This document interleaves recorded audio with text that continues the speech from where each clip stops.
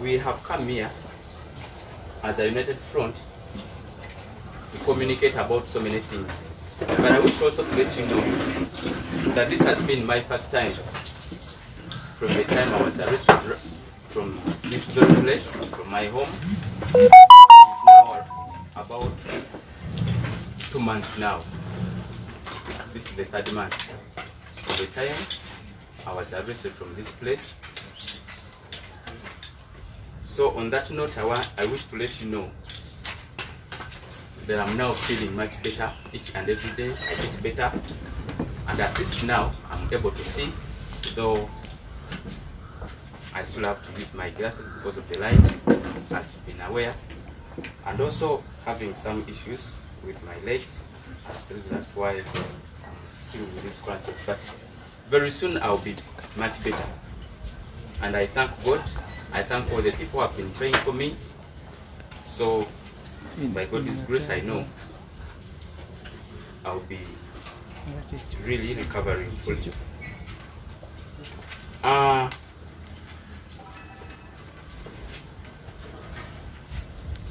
want to let you know that we have a joint communication.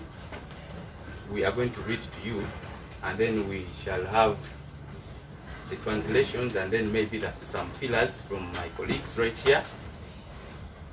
But first and foremost, I have some few remarks. As Zake Francis, the Member of Parliament from Itana Municipality, and I wish to read to you verbatim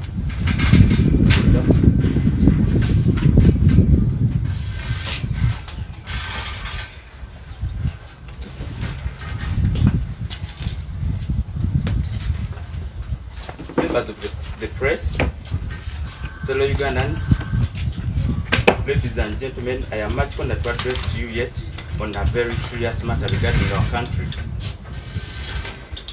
Firstly, allow me to congratulate Ugandans on being compliant with the World Health Organization guidelines in regard to prevention of contracting COVID-19 pandemic, and that is washing your hands with soap, using sanitizers, and wearing masks, etc.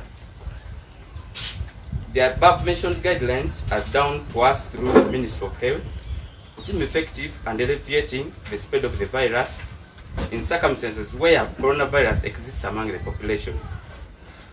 There is no doubt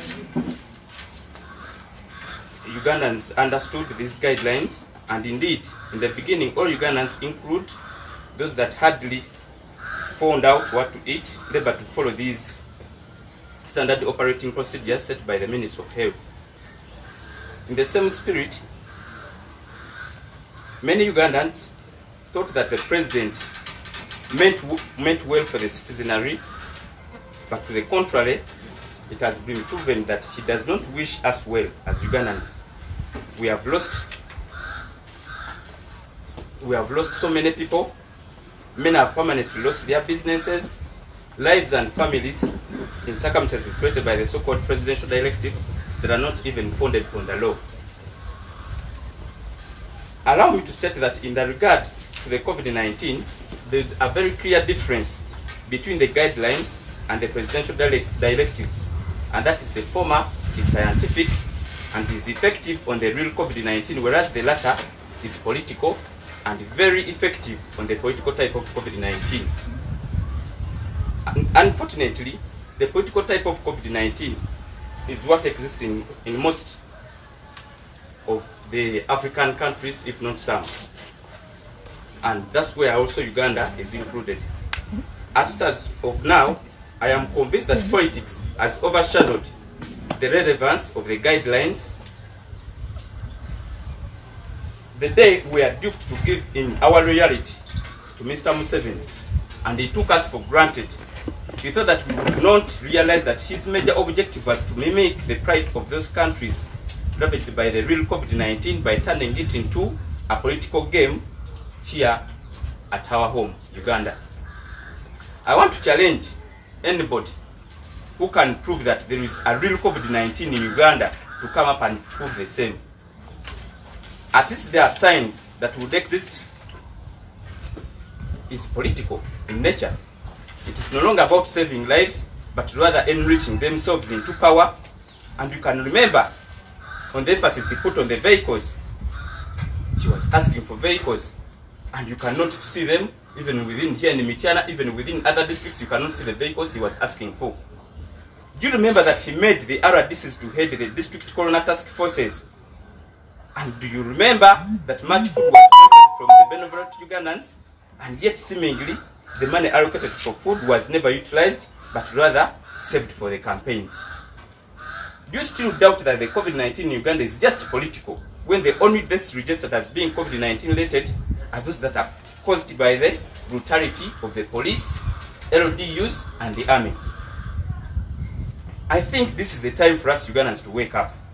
Because if you stay slumbering, the Electoral Commission won't make guidelines that contravene provisions of the social instrument established by the Minister of Health under Political Health, under the Public Health Act, banning crowds. To us, most of us, the politicians, I think we do attack the dog and we don't go for what it justifies. It's the conduct towards it whereby you have to attack. Let us dismantle the formed rules under the statutory instrument by law. Such statutory instruments have expiry dates, and when the current one is ending, previously you saw the expiry dates have always been put on the day Mr. Museveni says subsequently campaign, were disguising to be giving updates on the coronavirus platforms. This time around, because of the political season, they locked some people indefinitely. This virus is overrated, and likely the type here, we have not yet got anyone killed. It is merely political, whereby we should not let Mr. Museveni to use the COVID-19 as a decoy to sacrifice the future of our country. We are giving much attention to a disease that has killed more than malaria, that claims at least 70,000 lives annually in Uganda.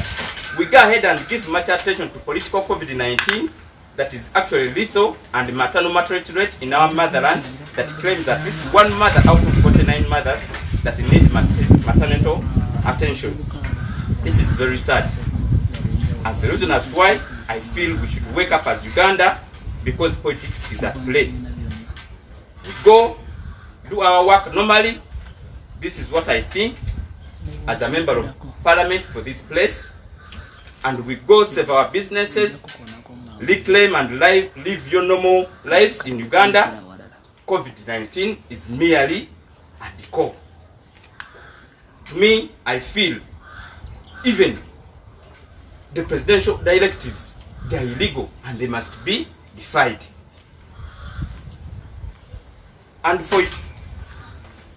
And we should also demand for our rights and freedoms as provided for under the Constitution, including which is the freedom of association, physically and otherwise.